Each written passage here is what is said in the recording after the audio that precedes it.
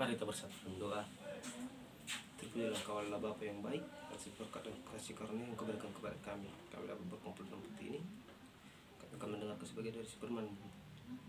Berkatlah hati dan pikiran kami supaya kami dapat menerima firman itu menjadi berkat bagi kehidupan kami. Dan hanya doa anak mulia Tuhan Yesus Kristus Tuhan kami. Amin. Saudara-saudara sekalian, yang menjadi nats pada hari ini yang tertulis di kitab Habakuk 1 ayat 1 sampai 4. Saya akan membacakan dari sini. Berikut keluhan Nabi karena ketidaksetiaan. Ucapan ilahi dan penglihatan Nabi Habakuk. Berapa lama lagi ya Tuhan? Aku berteriak tetapi tidak Kau dengar. Aku berseru kepadamu penindasan tetapi tidak Kau tolong. Mengapa Engkau memperlihatkan kepadaku kejahatan sehingga aku memandang kelaliman? Yang aniaya dan kekerasan ada di depan mataku. Perbantahan dan pertikaian terjadi. Itulah sebabnya hukum kehilangan kekuatan dan tidak pernah muncul keadilan. Sebab orang fasik menggepung orang benar. Itulah sebabnya keadilan muncul terbalik. Kalau kita lihat pada konteks pada zaman Nabi Habakuk, dan ketika pada zaman Nabi Habakuk pada bangsa Israel terjadi sebuah persoalan yang sangat besar, yang mana ketika pada saat itu orang-orang Israel tidak mengutamakan hukum bahkan keadilan lagi, karena mereka beranggapan bahwasannya mereka lebih berpengaruh di dunia ini karena mereka itu adalah bangsa pilihan Allah sendiri. Akan tetapi mereka tidak tahu bahwasannya Allah telah mahar murka kepada mereka. Oleh karena itu sebabnya Nabi Habakuk pada waktu itu berseru kepada Allah, dan dia mempertanyakan, mengapa ya Allah? Mengapa ya Tuhan? Aku seperti ini. Mengapa Kau berikan kepada kami cobaan yang sangat berat kepada kami? Nah, ketika kita menarik konteks pada zaman dahulu, pada zaman Yahudi dahulu kala, kepada konteks pada saat sekarang, ada kesamaan dan ada kemiripan. Mungkin pada konteks zaman dahulu pada teks ini merupakan cerminan dari negeri kita pada sesi-sesi belakangan ini. Karena beberapa pada sisi belakangan ini banyak hal-hal yang terjadi pada kehidupan kita. Bahkan hukum tidak bertindak selurus apa yang diperintahkan oleh Tuhan.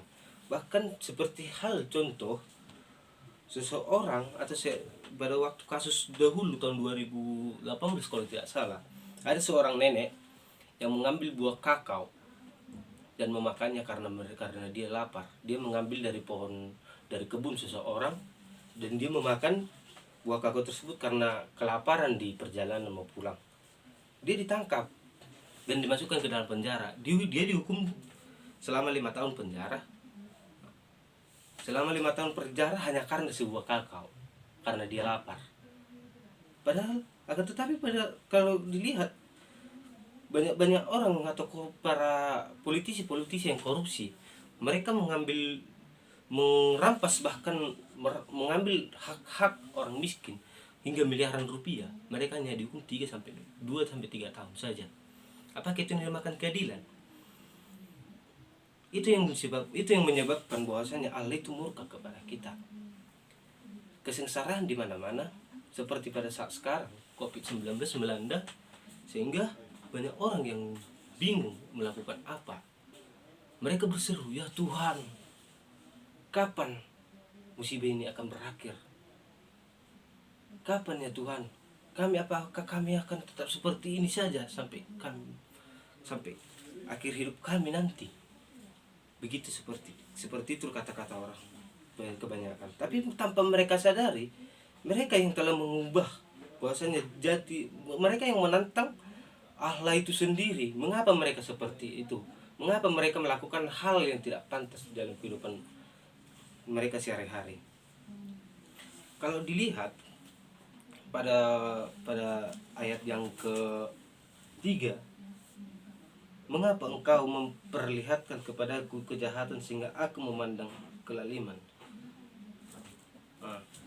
Nabi Habakuk di sini mempertanyakan, mengapa ya Tuhan?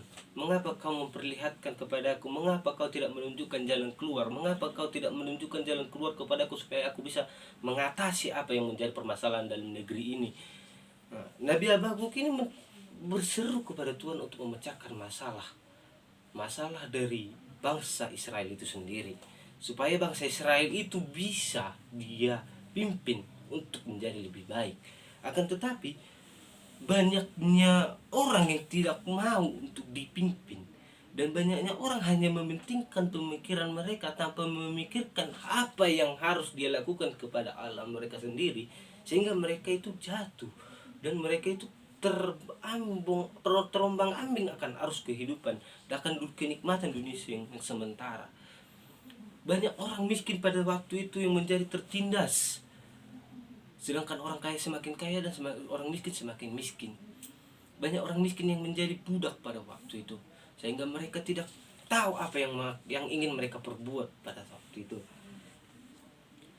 Dan ketika pada konteks sekarang ini juga terjadi pada masa pandemi ini, banyak orang kaya yang memanfaatkan masa pandemi ini untuk mencari ketenaran, untuk mencari apa yang dimaksud dengan eksistensi dirinya sendiri dengan cara yang salah.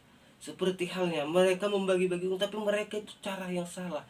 Mereka memberikan suatu uji coba, atau bahkan ketika mereka membagi uang, mereka di syuting seperti itu. Apakah itu yang dinamakan nyesal, seperti yang dikatakan oleh Yesus ketika di perjanjian baru, mengatakan bahwasannya ketika tangan kananmu memberikan, jangan sampai tangan kirimu mengetahuinya. Akan tetapi pada zaman sekarang itu tidak berlaku hal yang demikian, karena mereka hanya berpikir bahwasanya bagaimana caraku bisa menjadi tenar, bagaimana caraku bisa menjadi terkenal, bagaimana bisa namaku itu menjadi besar di kalangan masyarakat, tanpa mereka sadari hal itu yang membuat mereka jatuh dalam keterpurukan, dan hal itu yang membuat kemurkaan Allah menjadi bergejolak kepada diri mereka sendiri. Jadi saudara-saudara yang terkasih, banyak hal yang ingin dikatakan pada teks ini, seperti ayat 4 yang mengatakan, itulah sebabnya hukum kehilangan kekuatannya dan tidak pernah muncul keadilan, sebab orang-orang fasik mengepung orang benar. Itulah sebabnya keadilan muncul terbalik. Sehingga dijelaskan di sini bahwasannya pada waktu itu keadilan tidak ada, hukum tidak ada lagi taringnya. Pada waktu sekarang kita lihat banyak orang ketika ada duitmu maka hukumanmu dipotong, masa tahananmu dipotong, selesai. Apakah itu yang dinamakannya hukum yang adil? Seperti itu, seperti yang dijelaskan tadi bahwasannya, karena cerita yang tadi, karena ibu-ibu tadi, apakah itu yang dinamakannya suatu hukuman yang sangat adil? Apakah itu yang dinamakannya hukum yang adil? Banyak orang yang mengatakan, hukum itu tidak hukum itu tidak terlalu berat, jangan terlalu berat. Akan tetapi mereka tanpa tidak tahu bahwasannya hukum pada waktu zaman sekarang, hukum itu bisa dibeli, hukum bisa diperlihatkan kepada semua orang, bisa untuk dijual belikan oleh beberapa orang. Tinggal berikan kepada hakim suap ini, berikan kepada pengacaranya. Kalau Anda mau menyewa pengacara yang lebih terkenal, maka hukuman Anda jauh lebih ringan, bahkan kasus Anda bisa tercabut karena pengacara Anda hebat. Apakah itu yang dinamakan hukum yang sangat adil? Apakah itu hukum yang diutarakan oleh Allah untuk kita semua? Tidak. Hukum yang diutarakan Allah itu adalah hukum yang sangat adil. Bagaimana cara manusia itu menyadari hikmat dalam kehidupan ini supaya mereka dapat mengatasi semua permasalahan yang ada di dunia ini. Banyak orang pada sekarang mempelajari kitab suci, mempelajari semua hal-hal yang ingin dipelajari, mempelajari semua firman Allah yang berada di dalam kitab suci, Mereka mempelajari apa itu teologis dan apa itu Allah itu sendiri dan apa itu firman Allah itu sendiri, untuk mengecam atau mengkritik orang-orang yang tidak tahu, untuk merendahkan orang-orang yang bahwasanya ingin mengatakan bahwasanya saya itu sudah tahu, saya itu sudah tahu apa yang dimaksud dengan hukum Allah. Jadi jangan terlalu sombong Anda seperti itu.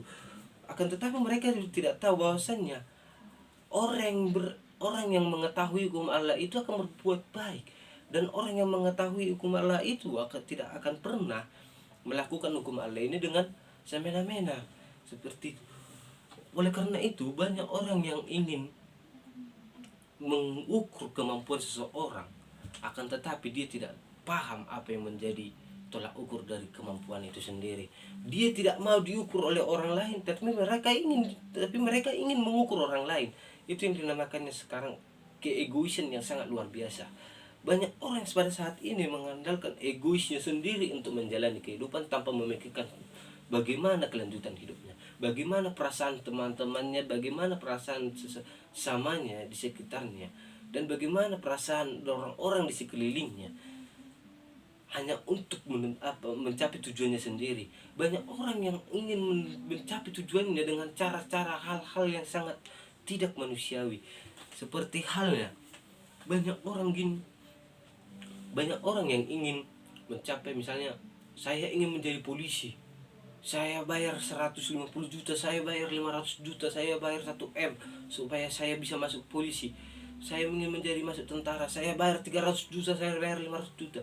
Nah, tanpa mereka sadari, bukan hal itu yang menjadi dasar, bukannya pekerjaan itu yang menjadi sarana untuk kita supaya kita terkenal, supaya kita bisa dikenal orang, supaya kita bisa di nama kita besar di sekitar masyarakat. Tidak. Akan tetapi tujuan dari pekerjaan itu, bagaimana caramu mengimani tujuan dari pekerjaan itu? Apakah kau hanya sebagai polisi gadungan?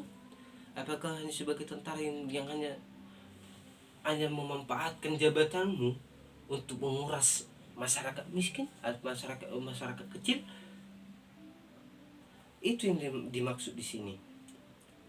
Jadi apa yang harus kita perbuat untuk mengetahui apa yang menjadi dasar dari kehidupan kita ini?